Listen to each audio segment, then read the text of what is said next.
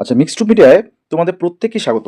আজকে তোমাদের যে লাস্ট মিনিট সাজেশন অর্থাৎ জিএনএম স্টাফ নার্স তোমরা যারা দেবে সিবিটি, তোমাদের জন্য একটা বিশেষ ভিডিও সেশন তোমাদের সিলেবাস নিয়ে। কারণ বিষয়টা হচ্ছে এত কম সময়ে তোমরা অনেকেই বলছো যে এতগুলো বিষয় বা এতগুলো টপিকস মনে রাখা বা এতগুলো এমসিকিউ মনে রাখা খুবই চাপ হয়ে যাচ্ছে। হুম? তো প্রিপারেশান ভালো হচ্ছে না। এরকমও অনেকে বলছে এবং অনেকের কাছে এরকমও শুনছি যে পিয়ার যাদব হোক বা টার্গেট হাই মানে বিভিন্ন যে বইগুলো আছে বাজারে বেশি পরিমাণে থাকে অর্থাৎ তোমাদের সিভিটির জন্য স্পেশালি। তো সেক্ষেত্রে তোমরা বলছো যে এত টাফ মনে থাকছে না।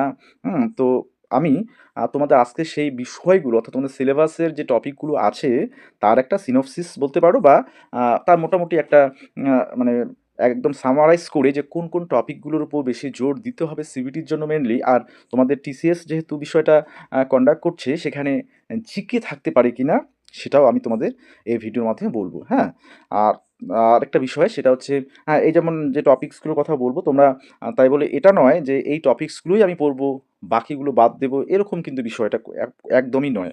ঠিক আছে, যাদের তোমরা মনে করছো, কারণ অনেকে তো বিভিন্ন কাজের সাথে যুক্ত আছো, সময় পাচ্ছ না, তো তখন কি করছো যে নির্দিষ্ট কিছু টপিক যেগুলো বেশি পরিমাণে আসতে পারে বা যেগুলো থেকে বেশি আসতে পারে সেগুলোর উপর তোমরা বেশি ফোকাসটা করবে।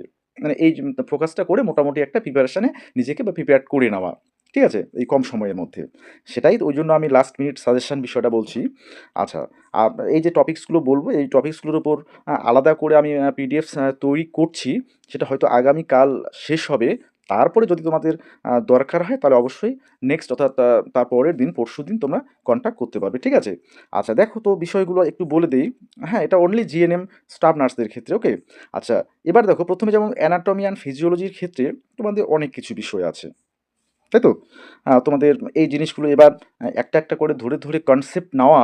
হ্যাঁ, দেখো বেসিক কনসেপ্ট যদি তোমার মিনিমাম থাকে তাহলে কিন্তু অনেকটা বেটার। আমি এই বিষয়গুলো তাদের জন্যই বলছি, যাদের দেখা গেল ৫-৭ বছর থেকে ৫ বছর থেকে মানে এদের সাথে অর্থাৎ এই যে বইয়ের সাথে রিলেশনটা নেই। কাজে অর্থাৎ নার্সিং করার পর দেখা গেল বিভিন্ন হসপিটালে কাজে যুক্ত, হ্যাঁ, পড়ারও সময় মানে এখনও পাচ্ছে না। তাদের ক্ষেত্রে কিভাবে প্রস্তুতিটা হবে এই কম সময়ে, সেটাই আমি মানে এই বিষয়টাই আজকে উপস্থাপন করছি। ওকে? তো অ্যানাটমি ফিজিওলজির মেইন যে বা তোমাদের ফোকাস করতে হবে, সেই ফোকাসে যেমন এই ৩ টা বিষয়ের উপর ফোকাস করবে। Cardiovascular physiology, respiratory mechanisms, fluid and electrolyte balance. ঠিক আছে? এই ৩ টা বিষয়ের উপর বেশি ফোকাস করবে। আর যদি পারো তাহলে যে উপরের যে বিষয়গুলো আছে অ্যানাটমি আর ফিজিওলজি তাহলে বাকিগুলো দেখে নেবে, যদি সম্ভব হয়। ঠিক আছে? তাই বলে আমি এটা বলছি না যে বাকিগুলো দেখতে হবে না। আমি বলছি ফোকাস করবে এগুলো মেইনলি, আর বাকিগুলো একটু মোটামুটি ধারণা রাখবে।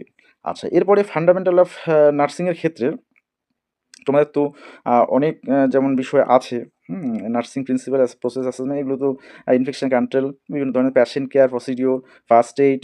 হ্যাঁ, তোমাদের ফার্স্ট এইড যেমন আলাদা করে তোমাদের বিষয়টা থাকছে। হ্যাঁ, ডকুমেন্টেশন মানে এই যে বিষয়গুলো, তাদের মধ্য থেকে আমরা হাইয়েস্ট প্রায়োরিটি যেটা দেবো সেগুলো হচ্ছে এই যে দেখো তোমাদের নার্সিং ভাইটাল সাইন্স, হ্যাঁ, অ্যাসেপ্টিভ টেকনিক্স, নার্সিং কেয়ার প্ল্যান।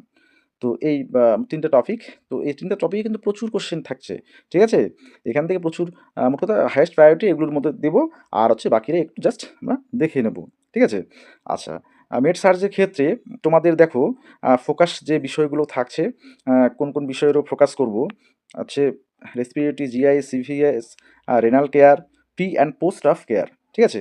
এই ৩ টে বিষয়ের উপর আমরা মেইনলি ফোকাস করব। আর বাকিগুলো আমাদের একটু দেখে নিতে হবে। তবে হ্যাঁ, আমি তোমাদের মানে এটাই বলব, অনেকেরই বলছে, "স্যার আমার তো কোনো বইই নেই। হ্যাঁ, এবার আমি কোনো বই কিনিনি। তাহলে কিভাবে করব?" দেখো ওইজন্যই বললাম যে আমি এই যেমন মেইন এই যে বিষয়গুলোর উপর আমি পিডিএফটা তৈরি করছি। আগামীকালকে হয়তো শেষ হবে। এগুলো প্রচুর খাটনি হয়।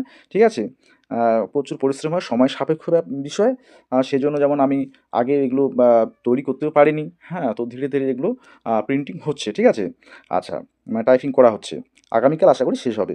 এবার কমিউনিটি হেলথ নার্সিংয়ের ক্ষেত্রে তোমাদের দেখো এই কমিউনিটি হেলথ বিষয়েরটা আমি তোমাদের ডিটেলস বলি। যেহেতু তোমরা সিএইচইউ তে পার্টিসিপেট করতে চলেছো, তো অবশ্যই কমিউনিটিটা টোটাল তোমাদের দেখা উচিত।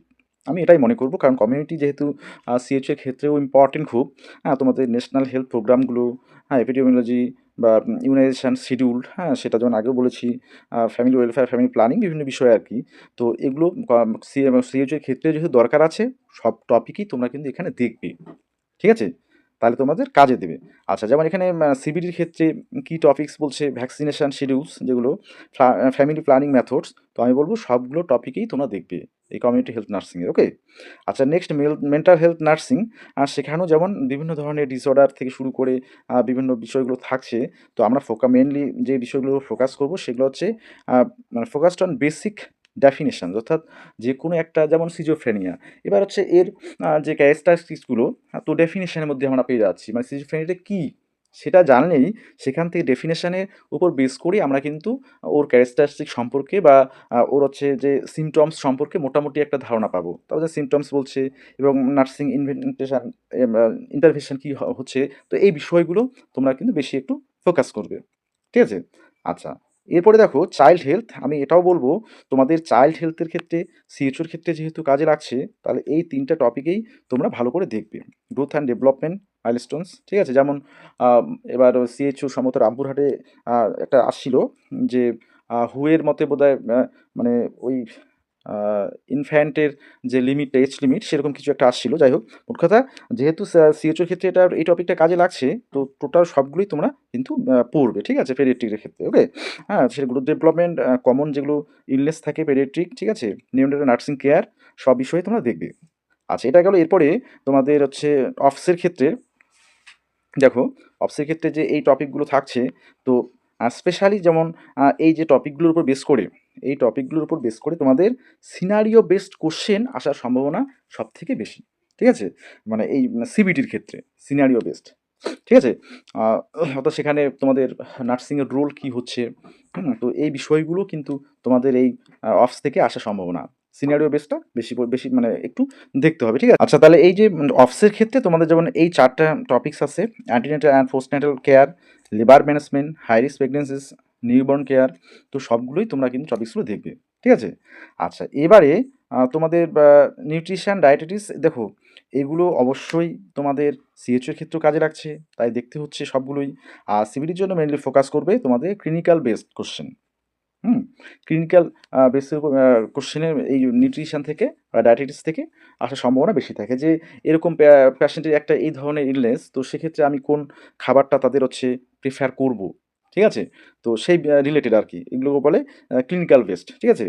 আচ্ছা, এটাও কিন্তু সিএইচওর ক্ষেত্রে ইম্পর্টেন্ট। আচ্ছা, এবার হচ্ছে ইন্টার্নশিপে তোমরা অনেক সময় বলো যে নার্সিং ম্যানেজমেন্ট, রিসার্চ, এথিক্সের বিষয়ে যে বিভিন্ন কোশ্চেন, তো সেখানে দেখো তোমাদের মেনলি নার্সিং অ্যাডমিনিস্ট্রেশন লিডারশিপ বেসিকগুলো, introduction to research and statistics, professional ethics কিছু থাকে, কমিউনিকেশন স্কিল, খুব ইম্পর্টেন্ট কমিউনিকেশন স্কিল, ঠিক আছে?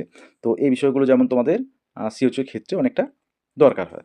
আচ্ছা, এবার তোমাদের আসি, তোমরা বিষয়টা বলছো যে জিকে, এবার জিকে যেমন তোমরা সিএইচওর ক্ষেত্রে পাচ্ছ, তো সিএইচওর ক্ষেত্রে জিকে, আর যেহেতু টিসিএস এর কোশ্চেন হয়, টিসিএস যে টাইপের কোশ্চেনগুলো করে থাকে সাধারণত, জিকে যদি অ্যাড হয়, অর্থাৎ কারেন্ট অ্যাফেয়ার্সের মধ্যে, সেটা অবশ্যই হেলথ রিলেটেড।